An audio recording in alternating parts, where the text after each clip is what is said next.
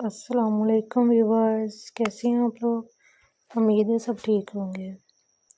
हरीम एक यतीम लड़की थी। इसके माँ बाप की पसंद की शादी थी। मलक हाउस में पसंद की शादी का कोई रिवाज नहीं था, इसलिए बहरोज़ मलक ने अपनी उम्र कायम रखने के लिए अपने बेटे दानियाल मलक को घर से निकाल दिया था। दानियाल अपनी बीवी आमना को लेकर एक छोटे से फ्लैट में रहने लगा। चूँकि दानियाल एक पढ़ा लिखा नौजवान था, इसलिए इसे नौकरी ढूंढने में ज़्यादा मुश्किल पेश न आई। वो दोनों अपनी ज़िंदगी में बहुत खुश थे। 1 साल बाद अल्लाह ने इन्हें एक बहुत प्यारी बेटी से नवाजा, जिस पर वो फूले न समाते थे। और इनकी ज़िंदगी में आने के बाद दानियाल ने नौकरी छोड़कर अपना बिजनेस शुरू कर दिया, जिसमें दिन दुगनी और रात चौगुनी तरक्की होने लगी। वक्त गुजरता गया और हरीम भी बड़ी हो गई, स्कूल जाने लगी। दूसरी तरफ दानियाल के भाई का भी एक बेटा था, जो हलीम का हम उम्र था, मगर दोनों घराने एक दूसरे की शक्ल देखना भी पसंद नहीं करते थे। वक्त के साथ साथ बहरोज़ मलक बूढ़े हो गए थे। इन्हें दानियाल की बहुत याद आती, मगर वो किसी के सामने कुछ नहीं कहते थे। दूसरी तरफ दानियाल की माँ रातों को उठ कर अपने बेटे की याद में रोती और अल्लाह से इसे दोबारा देखने की दुआ करती।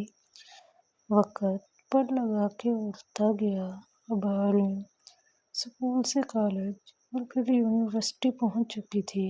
वो दिल लगा के पढ़ती थी, जिसकी वजह से हमेशा क्लास में पहली पोजीशन हासिल करती।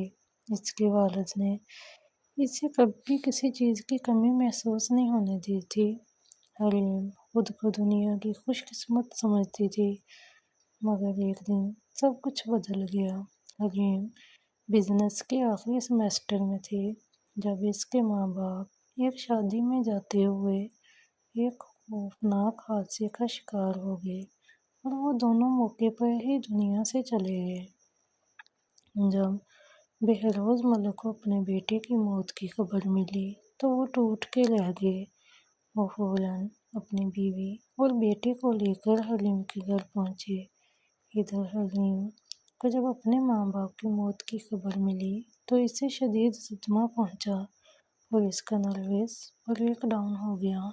इसके माँ बाप को सुपर्दे खाक कर दिया गया और हलीम को 3 दिन बाद होश आया, मगर वो आखिरी बार अपने माँ बाप का चेहरा भी न देख सके।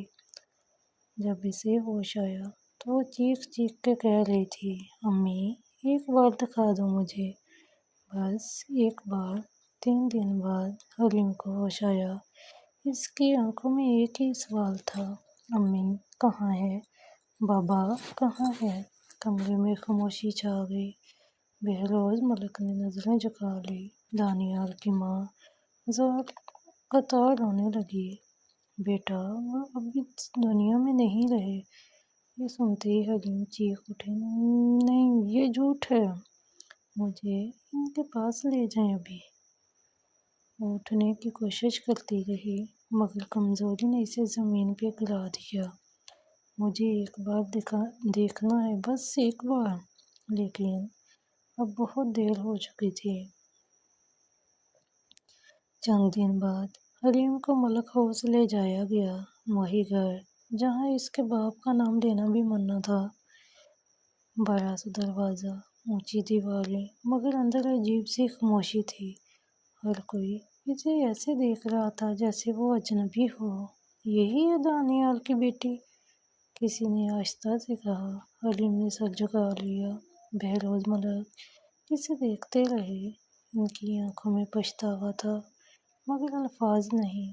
दानियाल की माँ ने इसे गले लगाया, मेरी बच्ची। लेकिन बाकी लोग, खासकर इसका चचा और चची, इसे कबूल करने को तैयार नहीं थे। ये लड़की यहाँ नहीं रह सकती। चची की सख्त आवाज़ गूंजी, ये हमारे लिए मसला बन जाएगी। हलीम ने सब सुन लिया और खामोशी से आंसू पोंछ लिए। इसी दौरान सीढ़ियों से एक लड़का नीचे आया, लंबा कद, संजीदा चेहरा, आंखों में अजीब सी गहराई। ये था अहमद मलक, हलीम का कज़न। इसने सबको खामोश करवा दिया। बस करें आप लोग, सब हैरान रह गए। ये इस घर की बेटी है और यहीं रहेगी। हलीम ने पहली बार सर उठा के इसे देखा। इसकी नजरें चंद लम्हों के लिए मिली। अहमद ने हलीम की तरफ देखा। अगर अगर आपको किसी चीज़ की ज़रूरत हो तो मुझे बता देना। हलीम कुछ न बोल सकी, बस हल्का सा सर हिला दिया। मगर दिल में एक अजीब सी तसल्ली आई। इसी रात हलीम अपने कमरे में बैठी थी। अचानक इसे अपने बाप की डायरी मिली। इसने डायरी खोली। पहले ही सफ़े पे लिखा था, अगर ये डायरी तुम पढ़ रही हो तो समझ लो मेरी मौत एक हादसा नहीं थी। हलीम के हाथ कांपे। क्या वाकई इसके माँ बाप का एक्सीडेंट हुआ था या इसके पीछे कोई राज छुपा था? कभी कभी सच इतना खतरनाक होता है कि इसे जानना भी गुनाह लगता है। हलीम के हाथ कांप रहे थे। बार बार डायरी के पहले सफ़े को देख रही थी। अगर ये डायरी तुम पढ़ रही हो तो समझ लो मेरी मौत एक हादसा नहीं। इसका दिल जोर जोर से धड़कने लगा। ये कैसे हो सकता है? हलीम ने हिम्मत करके अगला सफ़ा खोला। मुझे काफ़ी दिनों से शक था कि कोई मेरा पीछा कर रहा है और मेरा बिजनेस भी किसी की नज़रों में खटक रहा है। हलीम की आंखें फैल गई। कौन हो सकता है? इसी वक्त दरवाज़ा आहिस्ता से खुला। हलीम घबरा गई। कौन है? दरवाजे पे अहमद था। मैं हूँ। तुम ठीक हो? हलीम ने जल्दी से डायरी बंद की। हाँ, बस ऐसे ही। अहमद ने इसके चेहरे की घबराहट महसूस कर ली। कुछ छुपा रही हो तुम? हलीम खामोश हो गई। फिर आहिस्ता से बोली, अहमद, अगर मैं तुम्हें कुछ बताऊं तो क्या तुम मेरा साथ दोगे? अहमद संजीदगी से कहा, हमेशा। ये लफ्ज़ सुनकर हलीम की आंखों में आंसू आ गए। इसने डायरी अहमद के सामने रख दी। अहमद ने जैसे ही पढ़ा, इसका चेहरा सख्त हो गया। ये मामला इतना आसान नहीं है। अहमद ने धीरे से कहा, अगर ये हादसा नहीं था तो इसके पीछे कोई बहुत ताकतवर इंसान है। हलीम का दिल बैठ गया। क्या इस घर में से कोई? अहमद खामोश हो गया। हलीम की आंखों से आंसू बहने लगे। मैं अकेली हूँ अहमद, मुझे कुछ समझ नहीं आ रहा। अहमद इसके करीब आया। तुम अकेली नहीं हो, मैं हूँ तुम्हारे साथ। अहमद ने इतना कह के आगे बढ़ के हलीम को गले से लगा लिया। हलीम को अहमद के गले लगते ही तहफ़्फ़ुज़ का एहसास हुआ और बोली, अहमद, मेरे माँ बाप के बाद तुम मेरा वाहिद सहारा हो। प्लीज़ कभी छोड़ के मत जाना। अहमद बोला, कोई अपनी ज़िंदगी को भी छोड़ सकता है भला? और बहुत इज्जत एहतराम से हलीम के माथे पे बसा दिया और बोला, मेरे होते तुम्हें परेशान होने की ज़रूरत नहीं मेरी जान। कमरे से निकल गया। अचानक हलीम को एक आवाज़ सुनाई दी, जैसे कोई दरवाजे के बाहर हो, मगर बाहर कोई नहीं था। ज़मीन पे एक कागज़ था। इस पे लिखा था, डायरी पढ़ना बंद कर दो वरना अगला नंबर तुम्हारा है। क्या हलीम भी इसी अंजाम का शिकार होने वाली है? कभी कभी दुश्मन वही होता है जिस पे सबसे ज़्यादा भरोसा हो। कमरे में खामोशी छाई हुई थी। हलीम के हाथ में वो धमकी वाला कागज़ था, डायरी पढ़ना बंद कर दो वरना अगला नंबर तुम्हारा है। इसके हाथ कांप रहे थे। जब थोड़ी देर बाद अहमद कमरे में आया तो देखा हलीम रो रही थी। जब इसने अहमद को देखा तो भाग के गले लगी। वो बोली, अहमद, मुझे बचा लो वरना वो मुझे मार डालेगा। अहमद ने इसे बाजू से पकड़ के बेड पे उठाया, पानी का गिलास पिलाया और बोला, रिलैक्स हो जाओ मेरी जान, मैं हूं ना तुम्हारे साथ। जब हलीम के आवाज़ बहाल हो गए तो इसने वो धमकी वाला कागज़ अहमद को दिखाया। अहमद ने संजीदगी से कहा, اس کا مطلب ہے کوئی ہمیں دیکھ رہا ہے۔ حلیم کے چہرے کا رنگ اڑ گیا، یعنی ہم محفوظ نہیں ہیں۔ احمد نے ایک لمحے کو اس کی طرف دیکھا۔ جب تک میں ہوں تمہیں کچھ نہیں ہوگا۔ اگلے دن احمد اور حلیم نے چپکے سے دانیال کے پرانے آفس جانے کا فیصلہ کیا، وہی جگہ جہاں سے کوئی سراغ مل سکتا تھا۔ آفس اب بند پڑا تھا، گردوں غبار سے بھرا ہوا۔ حلیم نے دروازہ کھولا اور اندر قدم رکھا۔ یہ سب بابا کا تھا۔ اس کی آواز پر آ گئی۔ احمد کو ایک پرانا فائل کیبنٹ ملا۔ اس نے کھولا اور ایک فائل نکالی۔ فائل پہ لکھا تھا پارٹنرشپ ایگریمنٹ۔ احمد نے حیرانی سے کہا، تمہارے والد کا بزنس اکیلے نہیں تھا؟ حلیم چونک گئی۔ کیا مطلب؟ احمد نے فائل کھولی اور نام پڑھا۔ اس کا چہرہ ایک دم بدل گیا۔ یہ تو… حلیم نے بے چینی سے پوچھا، کون ہے احمد؟ احمد نے دھیرے سے کہا، یہ پارٹنر ملک ہاؤس سے ہے۔ حلیم کے قدم لڑکھڑا گئے۔ یعنی اس گھر کا کوئی فرد؟ حلیم کے ذہن میں سب چہرے گھومنے لگے۔ چچا، چچی اور بہروز ملک۔ کیا دادا؟ وہ خود ہی ڈر گئی اپنے خیال سے۔ احمد نے فوراً کہا، نہیں، ابھی کچھ کہنا جلدی ہوگا۔ حلیم کی آنکھوں سے آنسو بہنے لگے۔ مجھے کسی پر بھروسہ نہیں رہا احمد۔ احمد نے آہستہ سے اس کا ہاتھ تھام لیا۔ مجھ پہ کرو۔ حلیم نے پہلی بار اس کی آنکھوں میں دیکھا اور اس کے دل میں ایک عجیب سی سکون کی لہر دوڑ گئی۔ اچانک احمد کو یاد آیا، یہ سائن میں نے کہیں دیکھے ہیں۔ وہ فوراً فائل کو غور سے دیکھنے لگا اور پھر جیسے اسے سب سمجھ آ گیا ہو، اس کے چہرے کا رنگ اڑ گیا۔ یہ ممکن نہیں ہو سکتا۔ حلیم نے گھبرا کے پوچھا، کیا ہوا؟ احمد نے دھیرے سے کہا، یہ سائن میرے اپنے والد کے ہیں۔ کیا احمد کا باپ ہی دانیال کی موت کے پیچھے تھا؟ سچ ہمیشہ دیر سے سامنے آتا ہے، مگر جب آتا ہے تو سب کچھ بدل دیتا ہے۔ حلیم کے قدم جیسے زمین میں جم گئے تھے۔ کیا احمد کے ابو؟ اس کی آواز کانپ رہی تھی۔ احمد خود بھی صدمے میں تھا۔ مجھے یقین نہیں آ رہا، مگر یہ سائن انہی کے ہیں۔ دونوں فوراً ملک ہاؤس واپس پہنچے۔ گھر میں عجیب سا سکون تھا۔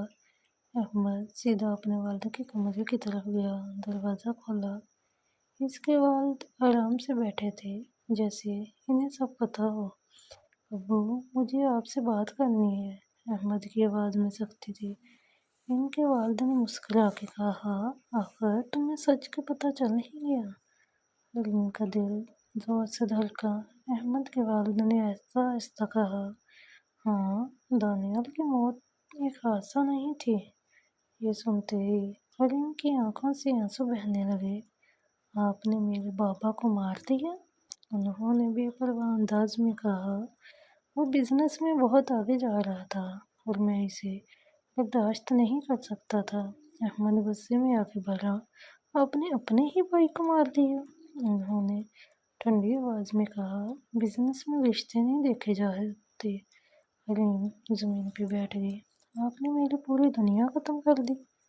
احمد نے مضبوطی سے حلیم کا ہاتھ پکڑا۔ اب بس، اب ہم یہ سب ختم کریں گے۔ اس نے پولیس کو کال کی۔ تھوڑی ہی دیر میں پولیس آ گئی اور احمد کے والد کو گرفتار کر لیا گیا۔ بہروز ملک یہ سب دیکھ کے ٹوٹ گئے۔ میری انہوں نے میرا سب کچھ چھین لیا۔ وہ روتے رہے۔ حلیم خاموش کھڑی تھی۔ اس کی آنکھوں میں آنسو تھے، مگر اب وہ کمزور نہیں تھی۔ احمد اس کے پاس آیا۔ اب تم اکیلی نہیں ہو۔ حلیم نے پہلی بار ہلکی سی مسکراہٹ دی اور اس کا ہاتھ تھام لیا۔ وقت گزر چکا تھا۔ ملک ہاؤس کی فضا اب پہلے جیسی نہیں تھی۔ خاموشی کی جگہ سکون نے لے لی تھی۔ بہروز ملک بدل چکے تھے۔ ان کی آنکھوں میں اب غرور نہیں، صرف پچھتاوا اور محبت تھی۔ ایک دن بہروز ملک نے حلیم کو اپنے پاس بلایا۔ بیٹا، میں تم سے ایک بات کرنا چاہتا ہوں۔ حلیم خاموشی سے بیٹھ گئی۔ کیا تم احمد کو اپنی زندگی کا حصہ بنانا چاہو گی؟ یہ سنتے ہی حلیم کا دل زور سے دھڑکا۔ اس نے نظریں جھکا لیں۔ اسی وقت احمد کمرے میں آیا اور سیدھا حلیم کے سامنے آ کے کھڑا ہو گیا۔ میں جانتا ہوں تم نے بہت کچھ کھویا ہے، لیکن اگر تم چاہو تو میں تمہاری ہر خوشی بن سکتا ہوں۔ حلیم کی آنکھوں میں آنسو آ گئے۔ میں اکیلی نہیں رہنا چاہتی۔ احمد مسکرایا۔ چند دن بعد سادگی سے نکاح رکھا گیا۔ حلیم سرخ لباس میں بہت خوبصورت لگ رہی تھی۔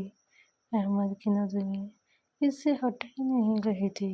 قاضی صاحب کی آواز گونجی، حلیم بنت دانیال، کیا آپ کو یہ نکاح قبول ہے؟ حلیم نے دھیرے سے کہا، قبول ہے، 3 بار۔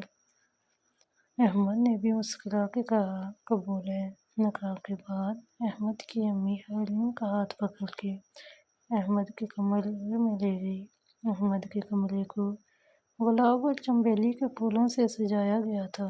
حلیم کو بیڈ پہ بٹھا کے اپنے پچھلے رویے کی معافی مانگی۔ حلیم نے آگے بڑھ کے ان کے دونوں ہاتھ تھام لیے اور سچے دل سے معاف کر دیا۔